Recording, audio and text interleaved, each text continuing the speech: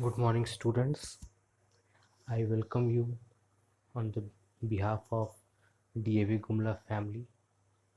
So now you are also the part of this prestigious institution. So this is your very first class or first lecture.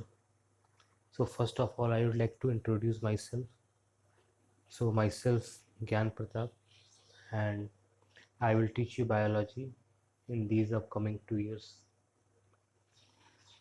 So if you have taken biology in plus two, so there must be somewhere in your mind that you must be thinking of that one day you will become doctor.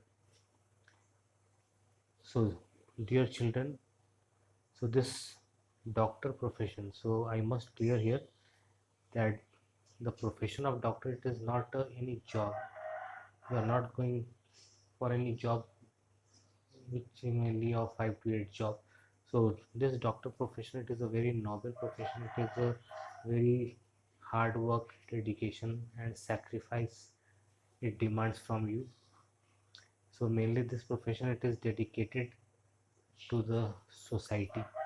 So in present day scenario also, you are seeing that in corona, this COVID-19 disease, our doctors, they are standing in the front line of defense and they are protecting our nation from this coronavirus disease. So this doctor profession, it is a very difficult task. I congratulate you. I respect your decision that you have opted biology. You are thinking to become a doctor in future, and I am with you. I will guide you. I will help you so that you can achieve your target and you make your parent, your school, this your teacher proud. So first of all, we'll discuss about what are the chapters which we have to study in biology. So there are 5 different units in class 11 biology. First we'll discuss about class 11 biology. So there are 5 different units which we have to study in 1 year. So the name of first unit is diversity in living world. So this diversity of living world, this unit, it includes 4 different chapters. First chapter is the living world, in which we mainly study about what are living, non-living, what are the different criteria by which we can categorize living and non-living. Second chapter is biological classification. In this chapter, mainly we will study about the classification of different life living organisms present on this earth. Third chapter is plant kingdom. Mainly our classification will be focused on plants, that what are the different types of plants and how we can classify those plants. And fourth chapter is animal kingdom, so it will mainly focus upon all the animals present on this earth and their classification. So this is the first unit, and the first unit, it consists of four different chapters. Now second unit is the structural organization in animals and plants. Means in this unit we will study about what are the structures present in plants and animals. So what are the structures present in their body. So this unit, it consists of 3 chapters. Chapter number 5, which is morphology of flowering plants, in which we study about mainly about the angiospermic plant, because flowering plant means angiospermic plant. So about angiospermic plant, their root, stem, flower, fruits, about everything we will study in chapter number 5. Next chapter is anatomy of flowering plants. So here, what is difference between morphology and anatomy? Morphology means the study of external body feature. From outside we can see about stem, leaf, flower, fruits. So the study of external body feature is known as morphology, and the study of internal body feature is known as anatomy. Whatever, if we will cut the section of any plant and then we'll study what are the different structures present inside it, so this will be known as anatomy. So in chapter number 5 we have to study about morphology of plant, and chapter number 6 we have to study about anatomy of flowering plants. And chapter number 7, we have to study about the structural organization in animals. What are the different types of tissues present in animals, and what are their roles? So we will study in chapter number 7. Now third chapter is very important chapter, which is third unit is very important unit, which is the cell structure and function. So this unit 3, it consists of 3 different chapters. Chapter number 8, which is the cell, the unit of life. So in this chapter we'll study about cell, particularly what are the different structures present in cell, mitosis, meiosis, how cell, so different structures present in cell we'll study.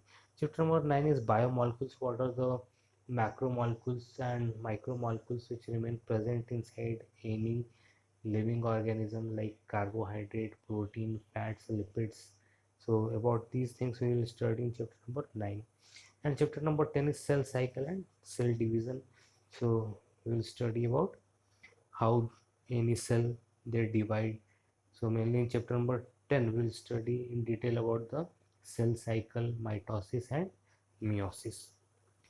Now come to the unit 4, which is plant physiology. So unit 4 mainly will study about detail in plant. So unit 4, it is a very big unit, we can say. So it consists of 5 chapters: transport in plants, mineral nutrition, photosynthesis in higher plants, respiration in plants, and plant growth and development. So you can see that plant physiology, this unit is a very very big unit, we can say. So transport in plants, in this chapter we study how the transport of water and the photosynthesis, or the form that glucose which is formed by the process of photosynthesis, so how they get translocated from one part to other part of the plant. In mineral nutrition we mainly focus upon what are the different types of macro elements, macronutrients, micronutrients, and what are the role in the development of plant, how plants they absorb those macro and micronutrients. So what will be the deficiency, disease caused due to the deficiency of those macro and micronutrients. So about these things we will study in the mineral nutrition chapter. Now chapter number 13 is very interesting, photosynthesis in higher plants.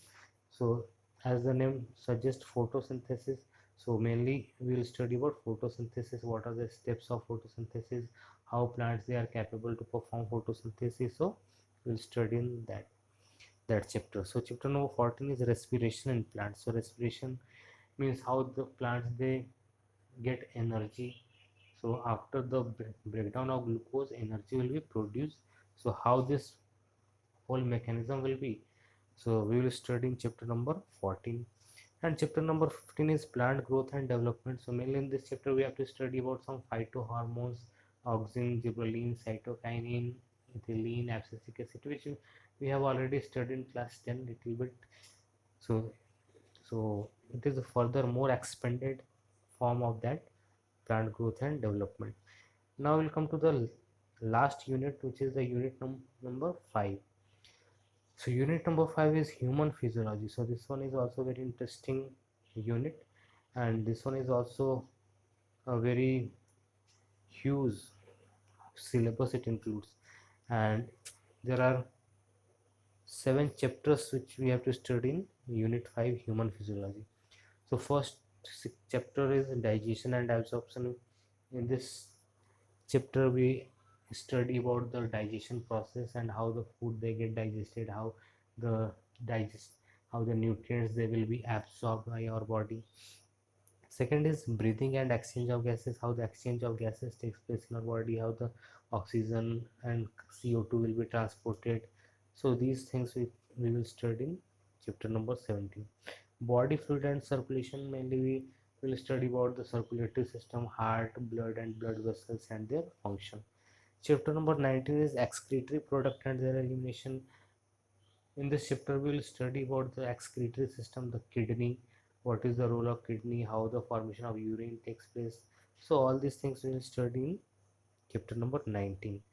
Chapter number 20 is locomotion and movement. So in this chapter we will study about the endoskeleton, what the bone, what are the different types of bones present in our body, muscle contraction. So these things we'll study in chapter number 20. Chapter number 21 and 22, so they are the neural control and coordination and hormonal control and coordination. Neural control and coordination means we study about the brain, spinal cord, the nerves, reflex action, how the neural control and coordination takes place.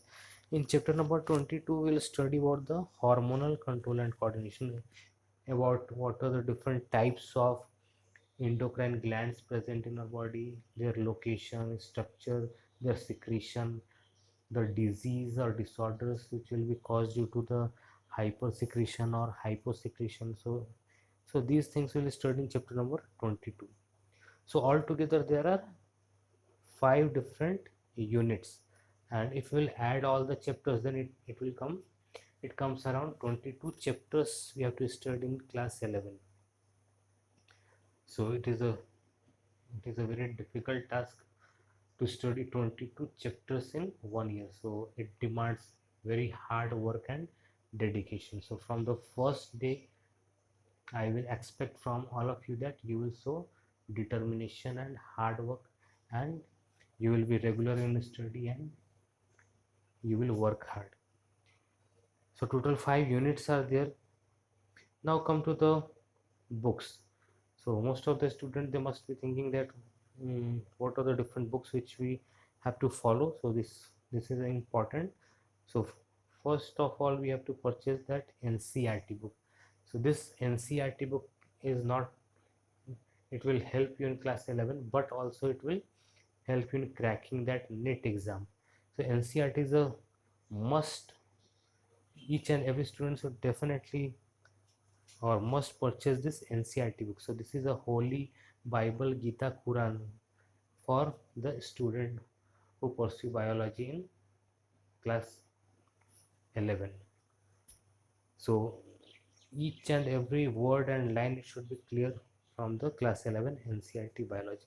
So after completing NCERT biology, you have to purchase one more book, and this is the NCERT at fingertip. So what is the speciality of this book? So this NCERT at fingertip, so it mainly covers the syllabus of class 11 as well as class 12, and there are so many MCQs. So mainly MCQs are given in this NCERT at fingertip book. So once we will complete that NCERT, then we will solve this NCERT at fingertip, which mainly consists of the MCQs. So around 70 to 80% of the MCQ in NEET exam, it comes from this book. So that's why this book is very important for any student who study biology in class 11 and 12. So this is also a must have book for you student. Now we'll come to the next book. So after completing NCERT and NCERT at fingertip, you may purchase this book. So I'm not creating any pressure upon you, so this is your decision. So for some extra knowledge, you can must have this Truman's Elementary Biology class 11. So these are the books. So if you have opted for biology, then definitely your aim should be to crack the NEET exam. So for cracking this NEET exam, so it is a long process. It requires a hard work and dedication of minimum 2 years. If you will work hard from the very first day, then it will take around 2 years to crack that NEET exam. Otherwise, it will take 3 years to crack that NEET exam. So your target should be to crack the NEET exam, and all the information regarding the NEET exam, what is the exam pattern, what is the syllabus of that exam, how many questions will come from the physics, how many questions will come from chemistry, biology, what is uh, whether there is a negative marking or not. So all the information it is given in this link. So you have to Google this link, then you will get all the answer from that link. So finally, I hope that you will work hard for this whole 2 year, and you will able to crack that NEET exam. With these words, I wish you all the best. Thank you.